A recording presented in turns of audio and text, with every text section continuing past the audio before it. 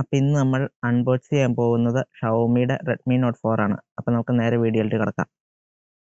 Hi guys, അപ്പോൾ ഞാൻ പറഞ്ഞ Redmi Note 4ൻ്റെ ബോക്സ് ഇതാണ്. ഞാൻ മേടിച്ചത് ഫ്ലിപ്കാർട്ടിൽ നിന്നാണ്.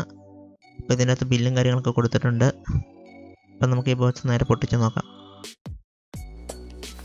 അപ്പോൾ ഇതിൻ്റെ അകത്ത് നല്ല രീതിയിൽ അവർ റാപ്പൊക്കെ ചെയ്തിട്ടുണ്ട്.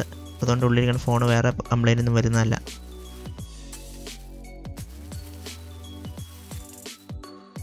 ഇത് ഞാൻ മേടിച്ചിരിക്കുന്ന 4GB റാമിൻ്റെ 64GB വേരിയൻ്റാണ് മേടിച്ചേക്കണേ. Redmi Note 4 grey കളറാണ് മേടിച്ചേക്കണേ. അപ്പോൾ ഈ ബോക്സ് നമുക്ക് പൊട്ടിച്ച് നോക്കാം. അപ്പോൾ എൻ്റെ ഈ പൊട്ടിക്കാൻ വേറെ നൈഫൊന്നും ഇല്ല, അതുകൊണ്ടാണ് ഞാൻ ബ്ലേഡ് വെച്ച് പൊട്ടിക്കണേ. അപ്പോൾ ഈ എയർ ടൈറ്റായിട്ടുള്ള ബോക്സ് എല്ലാം തുറക്കുമ്പോൾ നിങ്ങൾ സൂക്ഷിച്ച് തുറക്കുക, അല്ലെങ്കിൽ ഫോൺ നമ്മുടെ കയ്യിൽ നിന്ന് ചാടിപ്പോവും.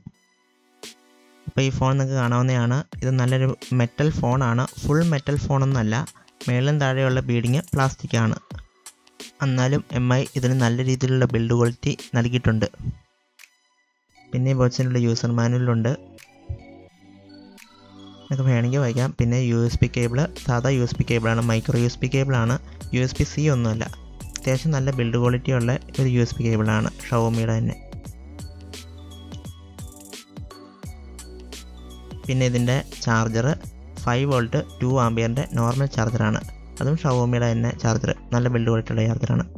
പിന്നെ സിം ഇജക്റ്റിംഗ് ടൂൾ തന്നിട്ടുണ്ട് അവർ ഇതിൻ്റെ കൂടെ. പിന്നെ നമുക്ക് ഈ ഡിവൈസ് പവർ ഓൺ ചെയ്ത് നോക്കാം. ഓൺ ചെയ്യുമ്പോൾ ചെറിയൊരു ഫീഡ്ബാക്ക് ഉണ്ട്, വൈബ്രേഷൻ ഫീഡ്ബാക്ക് തരുന്നുണ്ട്. പിന്നെ ഞാൻ ഇതിൻ്റെ സെറ്റപ്പ് എല്ലാം റെഡി ആക്കിയിട്ട് പെട്ടെന്ന് ഫോൺ ഓണാക്കി കാണിക്കാം.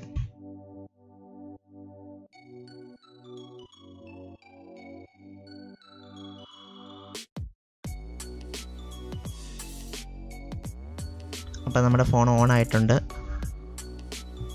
ഇതിൻ്റെ ബാക്ക് ലൈറ്റിൽ നല്ല വെട്ടമുള്ള ലൈറ്റാണ്. നമുക്ക് രാത്രിയിൽ ഉപയോഗിക്കാൻ കുഴപ്പമൊന്നുമില്ല.